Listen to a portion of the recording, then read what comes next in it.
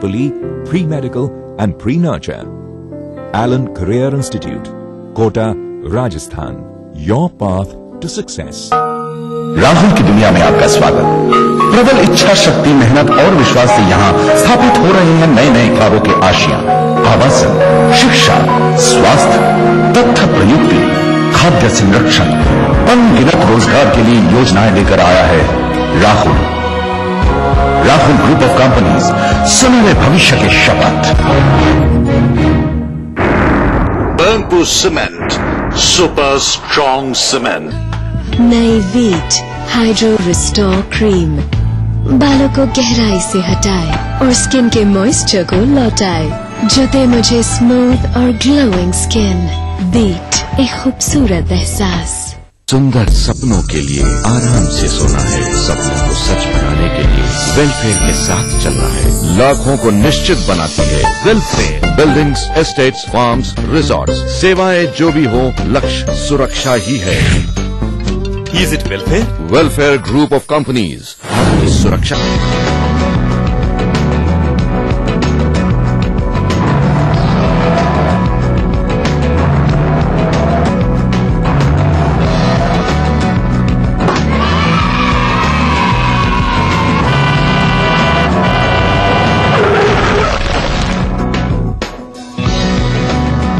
हजारों बच्चे सड़कों पर खेलते हुए हादसों का शिकार हो जाते हैं। बच्चों, खेलो डट के, बट सड़कों से हटके। NSIT offering full-time 4 years BTech and 3 years diploma courses. Application available at website or college campus. Beta, Patna, Bihar. ढोल पे ढक गया दिया सुनाई, फसले पकी बैसाखी आई। खालसा कौम का जन्म दिवस है, इस दिन की वो लख बधाई। मेरे और हमारे फोर्स ग्रुप की तरफ से आप सबको बैसाखी पर लख लख बधाइयाँ। देखिए ETV बिहार झारखंड सभी DTH प्लेटफॉर्म पर। डिश टीवी पर चैनल नंबर 827, एयरटेल पर चैनल नंबर 287, टाटा स्काई पर चैनल नंबर 164, बिग टीवी पर चैनल नंबर 417, वीडियोकॉन पर चैनल नंबर 778। देखिए आपका अपना चैनल। गोर गोर गोमती ईश्वर पूजे पार्वती। लो आ गया हार श्रृंगार और प्रीत का पर्व गणगौर, और साथ ही मस्ती और उल्लास से सराबोर कर देने वाला पंजाब का लोक त्योहार बैसाखी। तो जरूर से देखिएगा रसोई सेका गणगौर और बैसाखी स्पेशल दोपहर 2:30 बजे सिर्फ ETV। इस कार्यक्रम के सह प्रायोजक हैं Kerala Ayurveda treatment centre, lake avenue, Kanke road. आवारा हूँ या गर्दिश में हूँ, आसमान का तारा हूँ। लेके पहला पहला प्यार भर के आँखों में कुमार, जादू नगरी से आया है कोई जादूगर। ये रातें, ये मौसम, नदी का किनारा, ये चंचल हवा। कहा दो दिलों ने कि मिलकर कभी हम न होंगे जुदा। भूले बिसरे गीत देखना ना भूले। तमाम रोशनी के बीच जिसने पल के नहीं झपका, जो लगातार चला रेड कारपेट पर बिना विश्वास डगमगाए, जिसकी शोहरत ने छुआ बुलंदियों को पूरे हफ्ते। मैं पराग छापेकर उस कार को लाऊंगा आप तक। दिल से हर रविवार दोपहर 3:30 बजे। करना घर का काम हो या बनानी हो भीड़ में पहचान, खूबसूरत रहने के नुस्खे भी हैं और फैशनेबल बनने के ट्रिक्स भी। शौक उभारने की पाठशाला भी है और संगनी क्वीन की कहानी भी। ये सब और बहुत कुछ सिर्फ संगनी फॉर टुडेज वुमेन के साथ।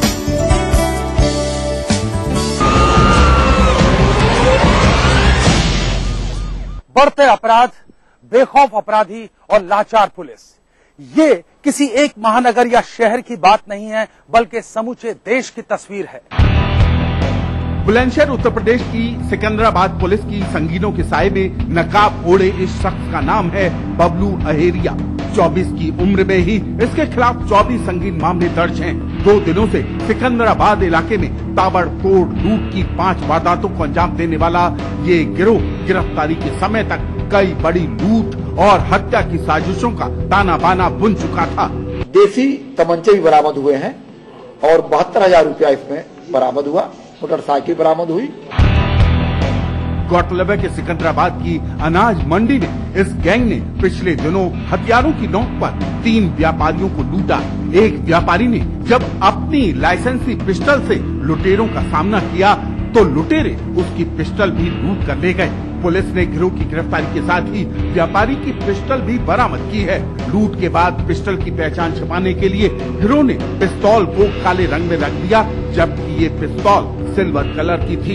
ये करने वाले थे आप? जी, यही होली के बाद ये अरेस्टिंग नहीं होती तो इसी को प्लान लगाने वाले थे जी। लुटेरों से पूछताछ में खुलासा हुआ कि उनका इरादा सुपारी लेकर गाजियाबाद में एक व्यापारी की हत्या करने और आगरा में एक बड़ी लूट की वारदात की योजना थी।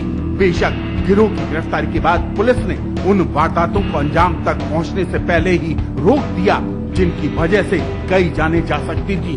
पुलिस को पूछताछ के बाद गिरोह की सनसनीखेज कुछ और वारदातों के खुलने की उम्मीद है। जुर्म की एक और सच्ची दास्तान से आप रूबरू होंगे, लेकिन उससे पहले देखिए दास्तान जुर्म क्राइम फ्लैश। लखनऊ पुलिस ने 5 साल के बच्चे को दिए बिजली के झटके। राष्ट्रीय मानवाधिकार आयोग ने इस मामले में नोटिस जारी कर पुलिस से 4 सप्ताह में मांगा जवाब। गौरतलब है कि चोरी के आरोप में पकड़े गए बच्चे को जुवेनाइल जस्टिस बोर्ड के समक्ष पेश करने पर हुआ पुलिस की करतूत का खुलासा। बच्चे के कानों के पीछे पाए गए गंभीर जख्म। पीड़ित की हालत देख जुवेनाइल बोर्ड ने बच्चे को तुरंत छोड़ने के दिए आदेश। दिल्ली में चलती कार में गैंगरेप का मामला फिर आया सामने। नजफगढ़ इलाके में हुई ये वारदात। पीड़िता अपने मंगेतर से मिलने आई थी दिल्ली। पुलिस ने मंगेतर सहित 2 को किया गिरफ्तार। पत्नी से झगड़े के बाद दिल्ली पुलिस के सिपाही ने की खुदकुशी। गाजियाबाद उत्तर प्रदेश के साहिबाबाद इलाके में रहने वाला सिपाही शकरपुर थाने में था तैनात। रात घर लौटने पर पत्नी से झगड़े के बाद अपनी सरकारी पिस्तौल से उसने खुद को मारी गोली। पुलिस कर रही है मामले की जांच। राजस्थान पुलिस का ध्येय वाक्य है, आम जन में विश्वास, अपराधियों में भय। लेकिन जुर्म की जो सच्ची दास्तान अब आप देखने वाले हैं, उससे इसका बिल्कुल उलट साबित होता है। झुंझुनू राजस्थान के बगड़ थाना इलाके के गांव खाजकोट पुराना में सड़क किनारे मिले 2 युवकों के अधजले शवों से सनसनी फैल गई। ऐसा लगता है कि युवकों की कहीं और हत्या करके शवों को यहां लाकर जलाया गया है, लेकिन देखने से लगता है कि दोनों युवकों को जिंदा जलाया गया है। ये खाजपुर गांव के पास सड़क के बिल्कुल पास में 2 जनों की जली हुई लाश मिली है। इनकी शिनाख्त के प्रयास कर रहे हैं। सड़क किनारे आग लगने की इत्तला पर पहुंची पुलिस दोनों शवों की शिनाख्त के प्रयास कर रही थी कि पिलानी थाना इलाके के गांव भगीना के पास भी ऐसे ही एक युवक की अधजली लाश मिलने की सूचना मिली। तीनों ही मृतकों की शिनाख्त नहीं होने के कारण पुलिस को आशंका है कि दोनों गांव के पास मिली ये लाशें कहीं एक ही वारदात से जुड़ी हुई तो नहीं है।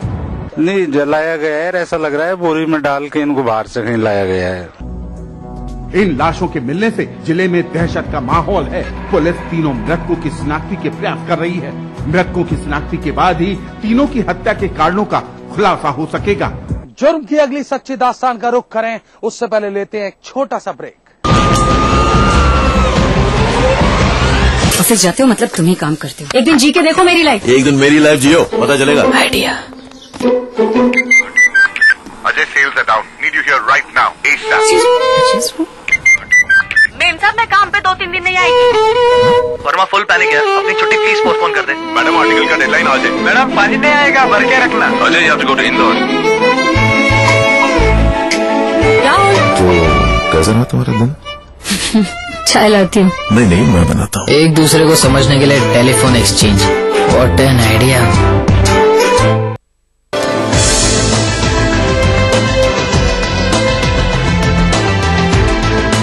एरल हॉस्पिटल एंड रिसर्च इंस्टीट्यूट शीघ्र ही आपकी सेवा। Burnpur Cement, super strong cement. NSIBM, one of the best B school of India. NSIBM provides you a world-class learning atmosphere. Your dream comes true. NSIBM Jamshedpur. Rahul Group of Companies, सुनहरे भविष्य की शपथ। Rahul rising.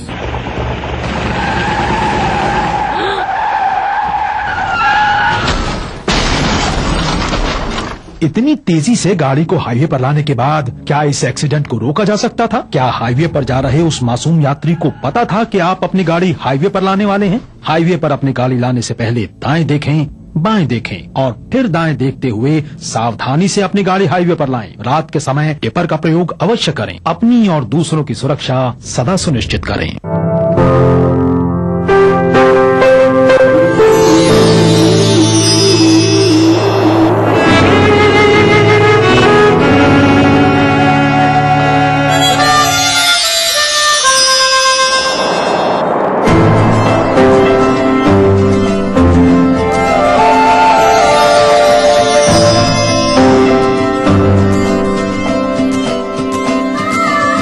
एहसासों से जुड़े नए रिश्ते बिखेरेंगे रंग।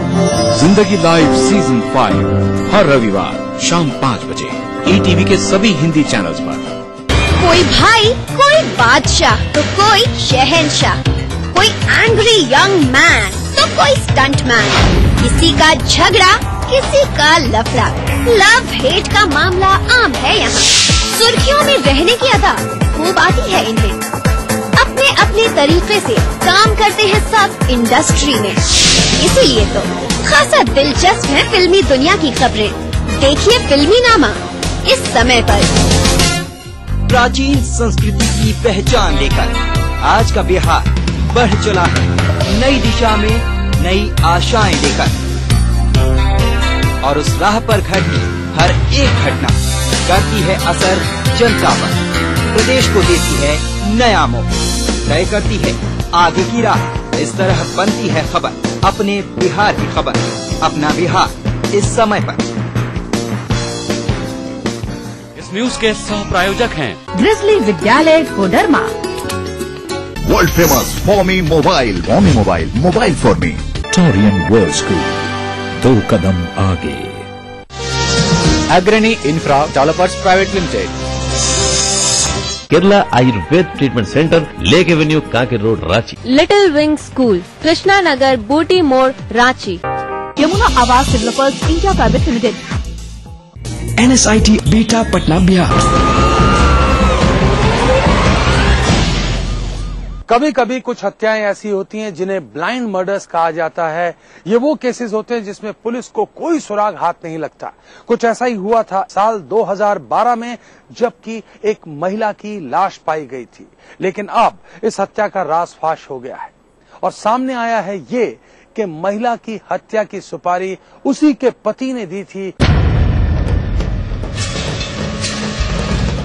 उत्तर प्रदेश के हाथरस जनपद में 13 नवंबर 2012 को एक महिला की सिर कटी लाश की खबर अखबारों में प्रकाशित होती है। ये लाश पड़ोसी जनपद अलीगढ़ से बरामद हुई थी। इस खबर को पढ़ते ही शंकरपुर इलाके में रहने वाला एक शख्स बेचैन हो जाता है। वो तुरंत इस खबर के बारे में अपने घर वालों को बताता है। दरअसल इस शख्स की छोटी बहन प्रीति अचानक अपने ससुराल से गायब हो गई थी। इस बारे में थाना हाथरस कोतवाली में गुमशुदगी भी दर्ज कराई गई थी, लेकिन प्रीति का कोई भी पता नहीं चल पा रहा था। ऐसे में अज्ञात महिला की लाश मिलने की खबर पाकर अनहोनी की आशंका में पीड़ित पक्ष मौके पर पहुंचता है। प्रीति की तलाश में अलीगढ़ पहुंचने पर जब उसके घर वाले लाश को देखते हैं तो उनके लिए सच्चाई पर यकीन करना बेहद मुश्किल हो रहा था। ये लाश किसी और की न होकर प्रीति की ही थी। प्रीति की हत्या बेहद नृशंस तरीके से की गई थी और लाश से सिर गायब था। गिरीश नाम का एक व्यक्ति है, उसने सूचना दिया कि उसकी पत्नी हाथरस में आई थी और यहां से गायब हो गई है। गुमशुदगी का मुकदमा दर्ज किया गया। उसके बाद 2 दिन बाद 13 तारीख को अखबारों में सूचना प्रकाशित हुई कि थाना जवां अलीगढ़ में एक महिला की सिर कटी हुई लाश मिली है। घर वालों ने वहां जाके देखा तो शिनाख्त किया और उसी महिला का शव होना पाया गया। इस जघन्य हत्याकांड से हाथरस पुलिस भी सख्ते में आ जाती है। इस मामले में थाना कोतवाली हाथरस में आईपीसी की धारा 302, 201 के तहत मुकदमा अपराध संख्या 693/2012 दर्ज किया जाता है। पुलिस अभी तक हत्या की वजह तलाश नहीं पाई थी। जिस तरीके से हत्याकांड को अंजाम दिया गया था, उससे इस मामले में गहरी रंजिश की आशंका जताई जा रही थी। लेकिन अगर ऐसा था तो लाश की शिनाख्त छुपाने की कोशिश क्यों की गई? दबाव के बीच हाथरस पुलिस इस मामले में कई बिंदुओं पर अपनी जांच की दिशा आगे बढ़ाती है। प्रीति के पति गिरीश से भी जानकारी ली जाती है। गिरीश और प्रीति की शादी फरवरी 2004 में हुई थी। गिरीश एक स्कूल का संचालक था और अपनी पत्नी के साथ उसके रिश्ते बेहद अच्छे थे। दोनों की जिंदगी एक सामान्य परिवार की तरह गुजर रही थी और उनका किसी से कोई विवाद भी नहीं था। फिर अचानक प्रीति की इतनी बेरहमी से की गई हत्या की असली वजह क्या थी? आखिरकार पुलिस को बड़ी कामयाबी मिलती है और उसके हाथ इस पूरे मामले के मास्टरमाइंड के गिरबान तक पहुंचते हैं। आखिर कौन था ये शख्स? पति के रूप में एक कातिल का चेहरा सामने आने के बाद हर कोई हैरान था। शादी के 8 सालों बाद गिरीश का अपनी ही पत्नी की हत्या का षड्यंत्र रचना किसी को समझ नहीं आ रहा था। दरअसल गिरीश की जिंदगी में प्रीति के अलावा एक दूसरी महिला भी थी। ये महिला गिरीश के स्कूल में शिक्षिका थी और दोनों के बीच अक्सर चोरी छिपे बातचीत होती थी। जैसे जैसे वक्त गुजरता जा रहा था, गिरीश और अन्य महिला के बीच निकटता बढ़ती जा रही थी। ये महिला गिरीश पर शादी के लिए दबाव बना रही थी और इनके रास्ते में सबसे बड़ा रोड़ा थी उसकी पत्नी प्रीति। नाजायज प्यार में अंधा गिरीश आखिरकार प्रीति को अपने रास्ते से हटाने का फैसला करता है और भाड़े के हत्यारों को प्रीति की हत्या की सुपारी देता है। इसके बाद से ही प्रीति की सुपारी लेने वाले उसकी हत्या का मौका तलाश रहे थे। 10 नवंबर 2012 को प्रीति अपने घर से एक नेत्र चिकित्सालय के लिए निकलती है। इसकी जानकारी मिलते ही बदमाश भी वहां पर पहुंच जाते हैं और प्रीति के अस्पताल से बाहर निकलते ही उसका अपहरण कर लेते हैं। बदमाश प्रीति को गाड़ी से हाथरस जिले की सीमा से बाहर ले जाते हैं और वहां उसकी हत्या करने के बाद धड़ अलीगढ़ जिले में फेंक देते हैं। लाश बरामद होने के बाद भी उसकी शिनाख्त न हो सके, इसलिए बेहद शातिर तरीके से सिर को दूसरी जगह फेंक दिया जाता है। कातिल अपने मकसद में कामयाब भी हो जाते अगर प्रीति का भाई अखबार में सिर कटी लाश मिलने की खबर पाकर जांच पड़ताल में न जुटता।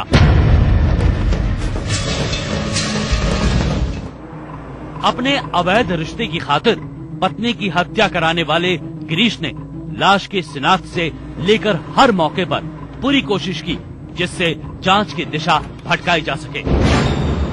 अपनी पत्नी की नृशंस हत्या कराने वाले गिरीश सहित 5 अपराधी इस समय अलीगढ़ जेल में बंद हैं। हत्यारों की शिनाख्त के आधार पर पुलिस बाद में प्रीति का सिर बरामद कर चुकी है।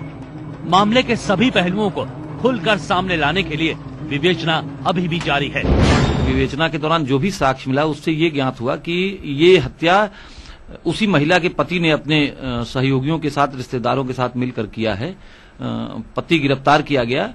उसके बाद जो अगला अभियुक्त गिरफ्तार हुआ उसने फिर उस महिला का सिर कटा 100 बरामद कराया। इसमें मोटिव ये निकला था कि जो पति था उसका किसी महिला से अवैध संबंध था और इस कारण वो उसमें अपनी जो पत्नी थी वो बाधक बन रही थी उसके अवैध संबंधों में, इसी कारण उसने ये हत्या की थी। इन्हें दंड मिलना चाहिए और पूजा गुप्ता जिन्होंने पुलिस ने निकाल दिया है, पूजा गुप्ता को और अंदर डालना चाहिए। एक विजय नाम का लड़का है जो इसके मकान में गैरोस करके लड़की को रोका, उस लड़के को भी निकाल दिया पुलिस ने, वो लड़का भी होना चाहिए। कहते हैं अपराधी कितना भी शातिर क्यों ना हो, लेकिन आखिरकार वो कानून के शिकंजे में फंस ही जाता है।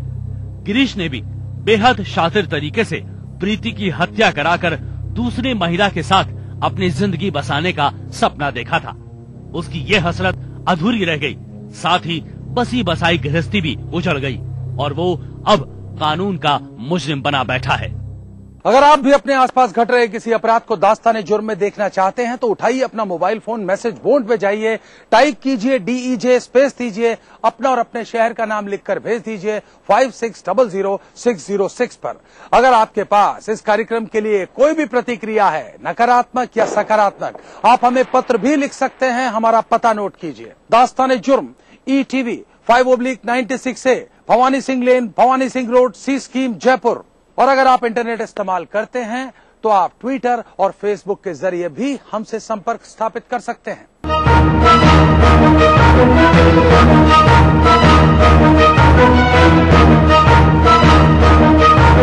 दास्ताने जुर्म के आज के सफर में बस इतना। इसी वक्त इसी चैनल पर फिर हाजिर रहूंगा। वादा कीजिए हमेशा की तरह आप सब रहेंगे सतर्क और होशियार।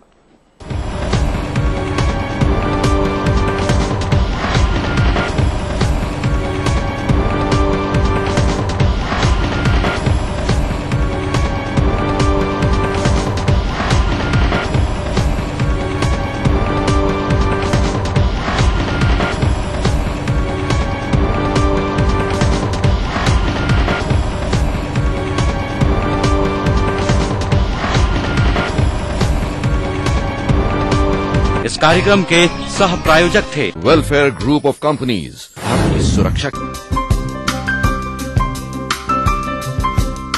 मां लाशऊरी तौर पे शेरों में आ गई, जन्नत में एक पेड़ गजल का।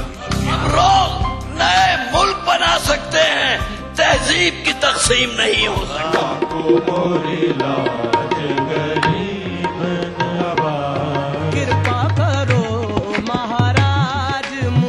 महफिल शनिवार रात 11 बजे ETV के सभी हिंदी चैनल्स पर। अब मूड करेला हवा फ्रेश तो देखते रहा भैया जनता एक्सप्रेस।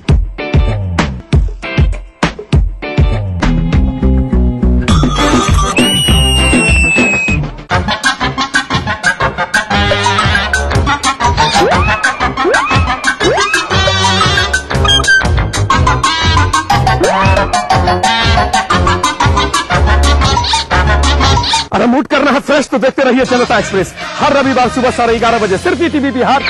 इस कार्यक्रम के सह प्रायोजक हैं टोरियन वर्ल्ड स्कूल, 2 कदम आगे। स्काई हेल्थ सेंटर, स्वास्थ्य का वादा, स्काई का इरादा। Yamuna Awas developers India private limited.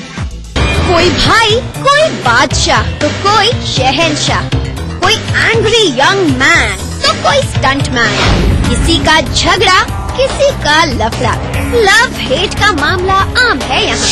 सुर्खियों में रहने की अदा खूब आती है इन्हें, अपने अपने तरीके से काम करते हैं सब इंडस्ट्री में। इसीलिए तो खासा दिलचस्प है फिल्मी दुनिया की खबरें। देखिए फिल्मी नामा इस समय पर।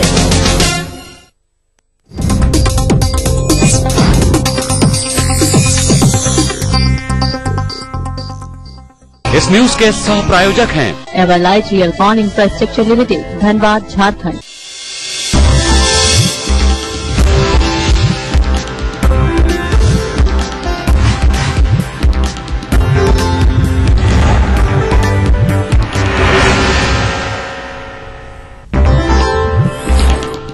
पुलिस बहाली में महिलाओं को मिलेगा 38% आरक्षण, नीतीश का निर्देश। माओवादियों और संगठित गिरोहों से निपटने के लिए बनेगा फाइटिंग फोर्स।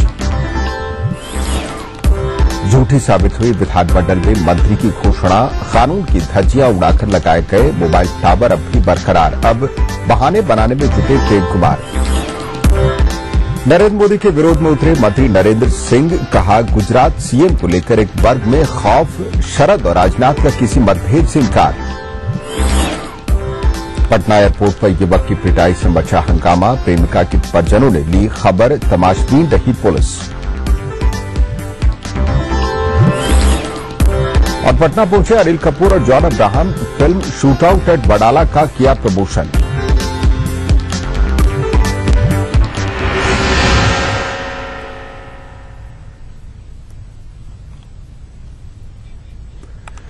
नमस्कार, अपना बिहार के इस बुलेटिन में आपका स्वागत है। मैं हूं विजय कुमार। बिहार में अब पुलिस बहाली में महिलाओं को 35 की जगह 38% आरक्षण मिलेगा। सीएम ने पहले ही 35% आरक्षण का ऐलान कर रखा था। इसके अलावा पिछड़े वर्ग की महिलाओं को 3% और आरक्षण मिलेगा। मुख्यमंत्री आवास पर आयोजित पुलिस की उच्च स्तरीय बैठक में नीतीश कुमार ने ये निर्देश दिए हैं। वहीं माओवादियों से लेकर संगठित आपराधिक गिरोहों से निपटने के लिए बिहार पुलिस राज्य में 242 फाइटिंग कंपनियां बनाएंगी। सभी जिलों में अलग से फाइटिंग फोर्सेस तैयार की जाएंगी और इन फाइटिंग फोर्स में हाल फिलहाल में बहाल हुए युवा पुलिसकर्मी रहेंगे। सीएम आवास पर चली बैठक में मुख्य सचिव, डीजीपी, गृह सचिव और पुलिस के दूसरे आलाधिकारी मौजूद थे। एक नजर डालें बैठक में लिए गए फैसलों पर। तो पुलिस में महिलाओं को आरक्षण मिलेगा। पिछड़े वर्ग की महिलाओं को अलग से 3% आरक्षण मिलेगा। 2 चरणों में महिला पुलिसकर्मियों की बहाली होगी। रिजर्वेशन के लिए एक सरकार नियमावली तैयार करेगी। वैज्ञानिक तरीके से जांच के लिए एक नया निदेशालय का गठन होगा और जिसमें राष्ट्रीय स्तर के विशेषज्ञों की सेवाएं ली जाएंगी। युवा पुलिसकर्मी अपराधियों और उग्रवादियों से निपटेंगे और सिविल पुलिसिंग में उम्रदराज पुलिसकर्मी लगाए जाएंगे। दफ्तर के काम उम्रदराज पुलिसकर्मी देखेंगे। पुलिस में महिलाओं को अब कुल 38% आरक्षण मिलेगा।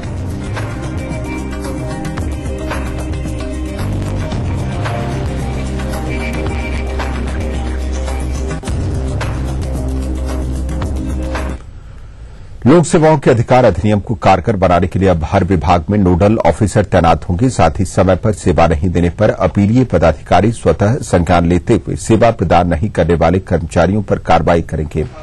मुख्यमंत्री की अध्यक्षता में हुई इस बैठक में लोक सेवा के अधिकार अधिनियम की समीक्षा के दौरान ये निर्देश दिए गए। बैठक में सामान्य प्रशासन विभाग के प्रधान सचिव ने अभी तक विभाग को प्राप्त आवेदन की जानकारी देते हुए कहा कि 1 करोड़ से ज्यादा आवेदनों पर कार्रवाई नहीं हुई है, जिस पर विभाग की नजर है।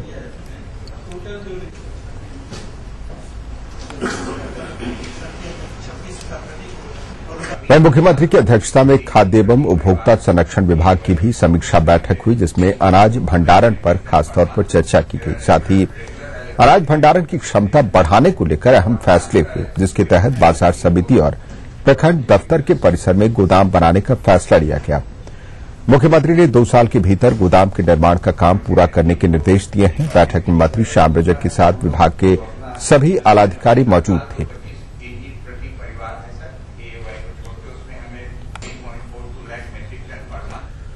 वे एनडीए के प्रधानमंत्री पद के दावेदारी को लेकर जदयू नेताओं की बयानबाजी जारी है। कृषि मंत्री नरेंद्र सिंह ने कहा कि नरेंद्र मोदी को लेकर एक वर्ग में खौफ है, इसलिए पीएम पद का दावेदार ऐसा होना चाहिए जो सबको स्वीकार्य हो।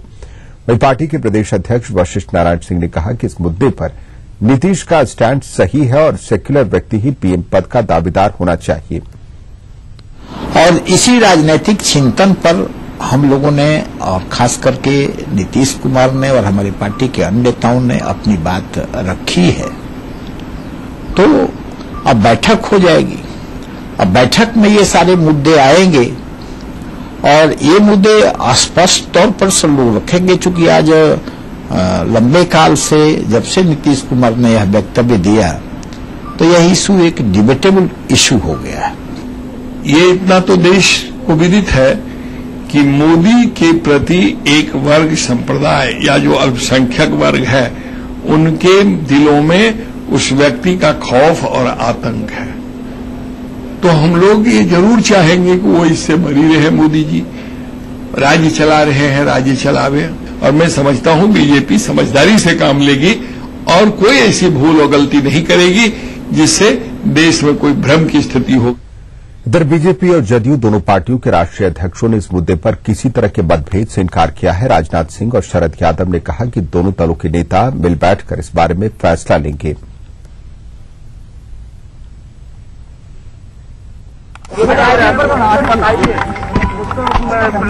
अपनी बात पहले आप अपनी बात कह लें, यदि अपनी बात कह रहे हैं उसके बाद प्रश्न कर लेंगे। जेडीयू और शिवसेना